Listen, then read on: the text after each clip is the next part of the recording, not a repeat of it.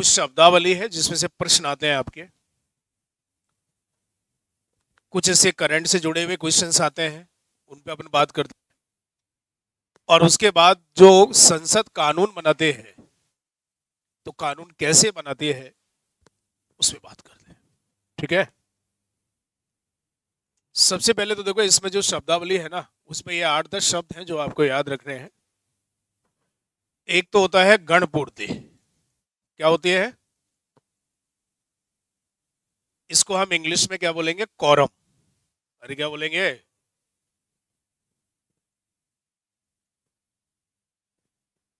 इसका मतलब होता है वो न्यूनतम संख्या जो बैठक आरंभ करने के लिए जरूरी है, उसको गणपूर्ति या कॉरम कहते हैं। जैसे लोकसभा में कुल कितने सदस्य हैं? क्या नाश्ता वास्ता करके नहीं आए हो क्या आज? 500। हाँ, तो इसकी गणपूर्ति होती है कुल सदस्यों का 1/10। तो इसका मतलब हो गया 543/10। तो लगभग कितना हो गया? इतने सदस्य जब तक नहीं होंगे बैठक आरंभ नहीं होगी। उसी तरह से राज्यसभा का निकाल सकते हो, 245 है। अरे है ना, उसमें 10 का भाग लगा दो तो लगभग 25-26 ये गणपूर्ति हो गई। ठीक है, तो आपसे पूछे कि संसद के दोनों सदनों की गणपूर्ति या quorum कितना होता है, तो कुल सदस्यों का 1/10। क्लियर? एक होता है इसमें धन विधेयक और एक होता है साधारण विधेयक। ठीक है, विधेयक का मतलब होता है बिल, यानी जो कानून बनने से पहले की प्रक्रिया होती है उसको यानी क्या है? विधेयक कहते हैं।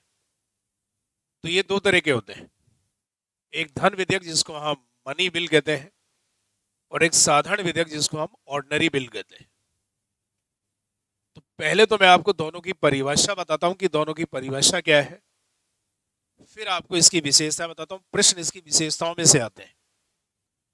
अगर हमें देश की संचित निधि से पैसा निकालना है या उसमें पैसा जमा करना है, संचित निधि जानते हो? अरे कभी गलती से नाम सुना हो? है? हाँ, ये हमारी सरकार के विभिन्न स्रोतों से प्राप्त होने वाली आय कहाँ जमा होती है? संचित निधि में। इसे आप सरकारी कोष या सरकारी खजाना कह सकते हो। ठीक है, जैसे अभी आज बजट पेश हो रहा है। हाँ, हो रहा है, हो गया। हाँ,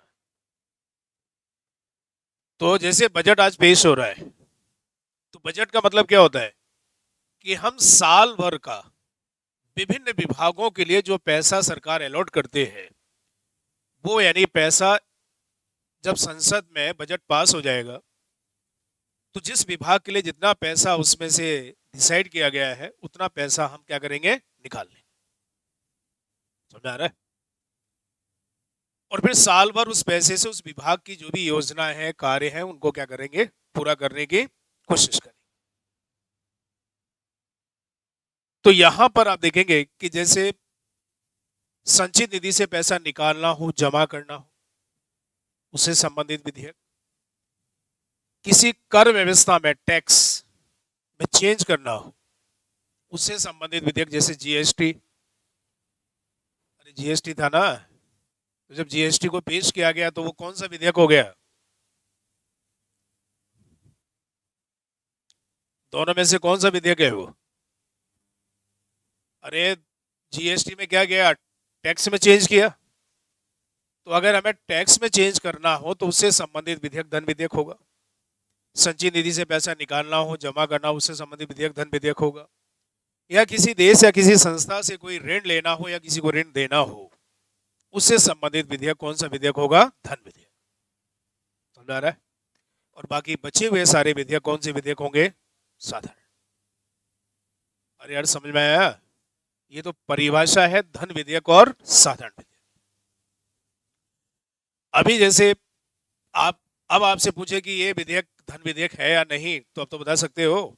अब जैसे 3 तलाक का विधेयक संसद में पेश हुआ, तो वो दोनों में से कौन सी श्रेणी में आएगा? साधारण। ठीक है, दोनों से कौन सी श्रेणी में आएगा? साधारण। अब तो पहचान लोगे। अब इसकी जो विशेषता है ना, उनमें से प्रश्न आते हैं कि जैसे साधारण विधेयक संसद के किसी भी सदन में पहले पहले लाया जा सकता है। आपकी इच्छा हो तो लोकसभा में रखो और आपकी इच्छा हो तो राज्यसभा, कोई नियम नहीं है। लेकिन अगर वो विधेयक कौन सा विधेयक है? धन विधेयक, तो पहले कहां लाया जाएगा? लोकसभा में। तो धन विधेयक हमेशा पहले कहां पेश किया जाता है? एक तो ये याद रखो।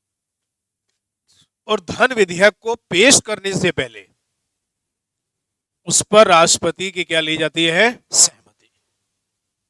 अभी जैसे कल हम बात कर रहे थे कि राष्ट्रपति को माना जाता है। अरे कल अनुच्छेद 79 की बात कर रहे थे ना हम, उसमें मैंने आपको कई कारण बताए। उसमें से एक कारण ये भी बताया था कि जब संसद के वर्ष की पहली बैठक होती है, अभी जैसे इंग्लिश कैलेंडर के अनुसार पहली बैठक बजट सत्र होता है, तो आपने देखा होगा कल राष्ट्रपति का अभिभाषण हुआ था। अरे राष्ट्रपति के अभिभाषण से ही शुरू होता है।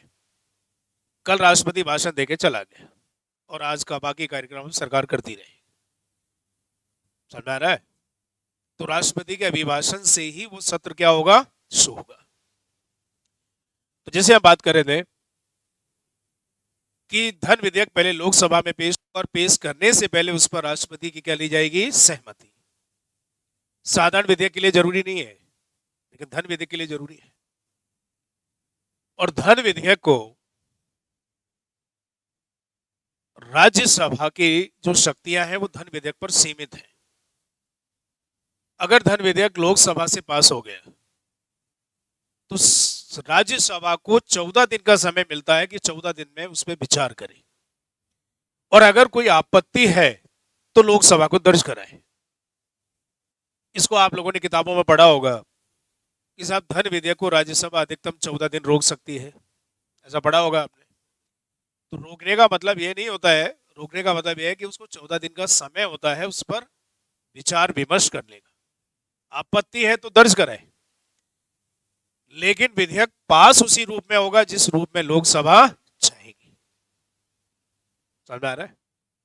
दूसरी चीज, अगर लोकसभा राज्यसभा में किसी विधेयक को लेकर टकराव हो जाए, तो अगर वो विधेयक साधारण विधेयक है तो राष्ट्रपति अनुच्छेद 108 में दोनों सदनों की क्या बुलाएगा? संयुक्त बैठक। लेकिन धन विधेयक पर संयुक्त बैठक का प्रावधान नहीं है। अगर आपसे पूछे कितने विधेयकों पर संयुक्त बैठक का प्रावधान नहीं है, तो आप बोलेंगे 2 विधेयकों पर। कितने विधेयकों पर? कौन कौन से? एक तो धन विधेयक, एक संविधान संशोधन विधेयक। एक कौन सा विधेयक? ये 2 विधेयक ऐसे हैं जिसमें राष्ट्रपति संयुक्त बैठक नहीं बुला सकता। अरे राष्ट्रपति संयुक्त बैठक, ये 2 विधेयक ऐसे हैं जिस पर यानी संयुक्त बैठक का प्रावधान नहीं है। क्लियर? एक अगर मान लीजिए विधेयक दोनों सदन से पास हो गया, फिर किसके पास जाएगा? तो साधारण विधेयक को तो राष्ट्रपति एक बार पुनः विचार के लिए वापस भेज सकता है अगर उसको आपत्ति है तो। लेकिन अगर विधेयक धन विधेयक है तो उसे राष्ट्रपति एक बार भी पुनः विचार के लिए वापस नहीं भेजेगा, उस पर उसे सहमति देनी पड़ेगी। और ये इसलिए है क्योंकि पेश करने से पहले उसकी सहमति ले ली गई थी। अरे ली थी ना, तो फिर कोई औचित्य नहीं बनता। तो अगर आपसे पूछे कि क्या धन विधेयक को राष्ट्रपति पुनः विचार के लिए एक बार वापस भेज सकता है, तो आप बोलेंगे नहीं भेज सकता। लेकिन साधारण विधेयक को वो एक बार क्या कर सकता है? वापस भेज सकता है। और ये वापस भेजना, रोकना, विलंब करना, इसे ही राष्ट्रपति की वीटो पावर कहते हैं। कौन सी पावर कहते हैं? अरे किसी विधेयक पर राष्ट्रपति सहमति नहीं देता है, सहमति देने में विलंब करता है या उसे पुनः विचार के लिए वापस कर देता है, इसे बोलते हैं वीटो पावर। हिंदी में बोलेंगे निषेधाधिकार। क्या बोलेंगे? आपको ध्यान हो, एक राष्ट्रपति था जिसने इसका इस्तेमाल किया। और वो राष्ट्रपति थे ज्ञानी जैल सिंह। कौन थे? एक भारतीय डाक व्यवस्था से संबंधित विधेयक था जिस पर उन्होंने सहमति नहीं दी या देने में बहुत विलंब किया, बाद में फिर वो विधेयक खत्म ही हो गया। इसे बोलेंगे वीटो पावर। क्लियर? तो ये दोनों विधेयक समझ में आ गए। धन विधेयक क्या होता है और साधारण विधेयक। तो देखो दोनों का अर्थ तो मैंने बता दिया। विशेषताओं में ये केवल पहले कहाँ पेश होगा? लोकसभा में, ये कहीं भी। ठीक है। धन विधेयक पर संयुक्त बैठक का प्रावधान नहीं है, लेकिन साधारण विधेयक पर संयुक्त बैठक बुलाई जा सकती है। धन विधेयक को राज्यसभा को विचार करने के लिए 14 दिन का समय मिलता है और साधारण विधेयक पर विचार करने के लिए 6 महीने का। धन विधेयक को राष्ट्रपति पुनः विचार के लिए वापस नहीं करेगा, साधारण विधेयक को एक बार वापस करेगा। धन विधेयक पर संयुक्त बैठक नहीं होती, साधारण विधेयक पर संयुक्त बैठक बुलाई जा सकती है। और धन विधेयक को पेश करने से पहले राष्ट्रपति की क्या ली जाती है? सहमति, जबकि साधारण विधेयक में ऐसी कोई अनिवार्यता नहीं होती। ये अंतर है दोनों की विशेषताओं में, साधारण विधेयक और धन विधेयक। क्लियर? अरे समझ में आ गया? इसमें एक प्रश्न और आता है, जैसे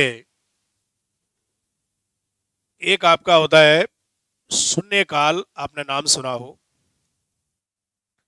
और एक होता है प्रश्नकाल।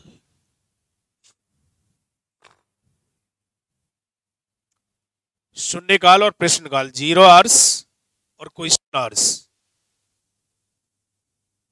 ये संसद की जब बैठक शुरू होती है ना, उस समय जो उसके बैठक का जो यानी क्या है समय है, उसको यानी 2 भागों में बांट रखा है। बैठक नॉर्मली दिन के 11 बजे शुरू होती है। कितने बजे? तो नॉर्मली 11 से 12 यानी बैठक का पहला 1 घंटा कहलाता है प्रश्नकाल। कौन सा काल? और प्रश्नकाल के बाद का समय क्या होता है? शून्यकाल। प्रश्नकाल में क्या होता है? पहले से विषय और प्रश्न तय होते हैं। पहले से विषय और प्रश्न तय होते हैं। जैसे मान लीजिए अध्यक्ष ने तय कर लिया कि भैया कल का प्रश्नकाल कृषि का होगा या शिक्षा का होगा, कुछ ही मान लीजिए, शिक्षा मान लीजिए, तो विषय तय हो गया ना कि कल जो प्रश्नकाल होगा उसका विषय क्या होगा? शिक्षा। तो नॉर्मली प्रश्न कौन पूछेगा? विपक्ष। अरे इतना तो पता है ना, संसद की कार्रवाई देखिए कभी? टीवी तो देखिए है क्या कभी?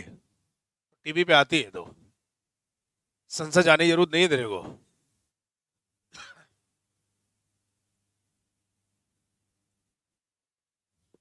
ये 2 है, ये अध्यक्ष बैठा हुआ है, और आपने देखा होगा अध्यक्ष एक ऊंचाई पर बैठा होता है, जैसे मैं थोड़ा सा हाइट पे खड़ा हुआ हूं, है ना? उसके नीचे इस तरह से बैठने का सिस्टम होता है। ठीक है। बीच में एक ये मैन गैलरी होती है, यहाँ एक गेट होता है, यहाँ भी एक गेट होता है, और यहाँ भी एक गेट होता है, और इसकी कुर्सी के ठीक पीछे भी एक गेट होता है।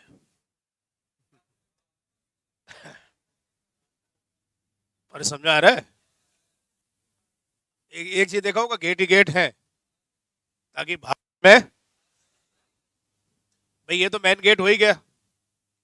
अब हमेशा याद रखो, जैसे मेरा मुंह आपकी तरफ है, तो मेरा दायां हाथ इधर है, इधर हमेशा सत्ता पक्ष बैठेगा, यानी जो बीजेपी और उसके सहयोगी दल जो एनडीए में शामिल हैं, जो सरकार में है, वो सब किधर बैठेंगे?